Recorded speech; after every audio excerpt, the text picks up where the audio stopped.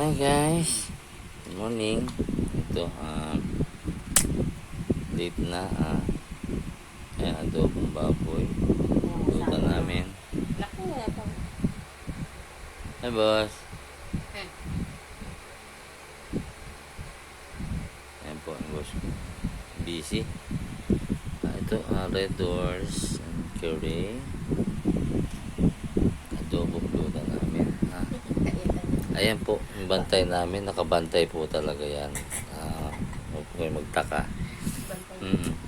Ito po, adobo. Ayan po. Yung dalawa na pala yan.